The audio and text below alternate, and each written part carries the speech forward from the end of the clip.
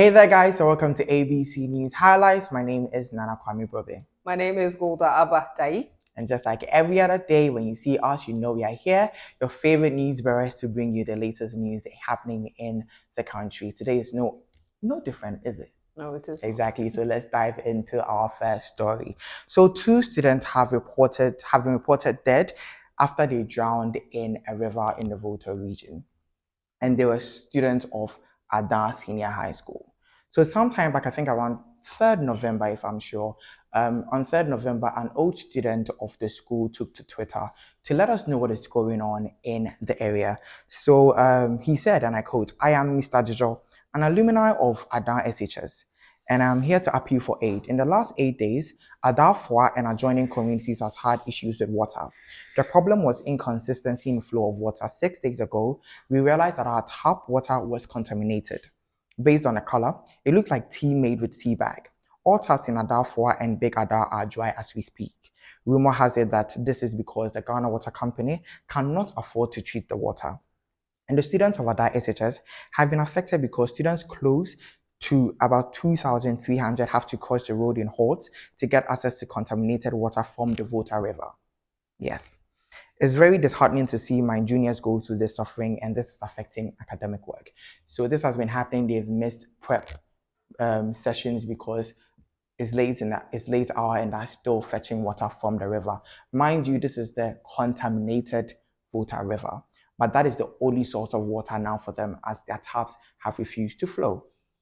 Well, 3 days after the person took to Twitter to share this, 2 students have been reported dead. In the early hours, as of 6 a.m., they drowned whilst fetching water from the river to go to school. Nana, who's the MP for? I'm unsure. Is he not aware of what is happening in his constituency? It's just sad, and the fact that it is contaminated water, they don't have water because allegedly Ghana Water Company can't even treat it, and now students who no fault of theirs have drowned and died. Honestly, I don't even know what I'm supposed to say right now. Speechless when I read the news. Because they did have to take an old student telling you that a whole constituency doesn't have clean water. Exactly. What do they mean by Ghana company doesn't have enough money to filter the water or treat it for people to drink? And it's so sad to think that their only source of water is the contaminated Volta River, and they have no choice other than to still go and fetch from there. Why are students in school if this is happening in a constituency? We need to discuss this. The authorities of the school not say go back home till this is sorted. Like, is it more important than your life? Also, maybe let's also consider the fact that the area it's at is in the Volta region, so maybe a lot of students have been displaced from their homes because of the flood now. So it's just, and that is the only safe haven. So yes, it could be that for most as well. Well, I hope that the MP for the area and the government does something, because now we've lost 2 lives. Yes, and we didn't even need to lose lives. We didn't. And I hate to say that lives that have been lost are wake-up calls, because they are not. Those are 2 innocent children, 2 innocent students with bright futures ahead, and now, because of no fault of theirs, they've lost their lives to, again, just lack of responsibility, competence, and accountability for people in positions of power. So we'd just like to say, we hope they get help. We hope, in as much as it shouldn't be, this is a wake-up call, so that help is given and taken to the area and to the students themselves. Our condolences to their families. Exactly. That is very sad. Now, on to our next story for the day. So, MPP elects Dr. Mahamud Bia as the new flag bearer for the party and the 2024 elections. So, the New Patriotic Party has elected the sitting Vice President, Dr. Mahamud Bia, as its new leader and flag bearer for the upcoming 2024 presidential elections. Dr. Mahamud Bia emerged victorious with 61.43% in the MPP primaries, securing the party's nomination for the race to the presidency. So the certified results announced by a deputy commissioner of the Electoral Commission, Dr. Sribwo disclosed that Dr. Bawumia polled 210 votes, representing 61.47%, while his closest contender, Mr. Kennedy Japan, polled 71,996 votes, representing 37.41%. So, MPP has a new flag bearer, the sitting vice president. Congratulations to him. Congratulations to him.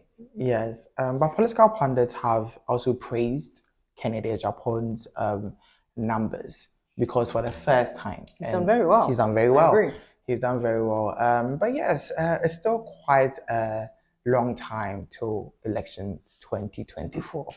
One thing, however, that made its way to social media and was trending was the president's comments about how he's done quite a lot, but it's left for one thing. It's left for one thing that he would do before he leaves office. That is, make sure that his vice president, the current flag bearer, makes his way into the Jubilee House.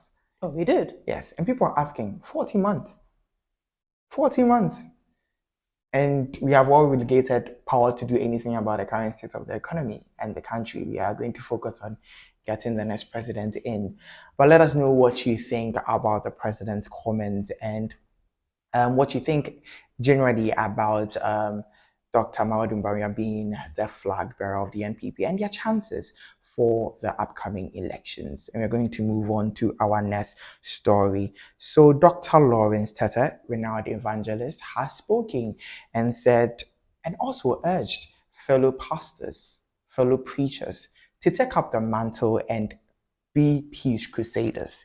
He said, contribute to global peace efforts. Lawrence Tetteh urges religious leaders.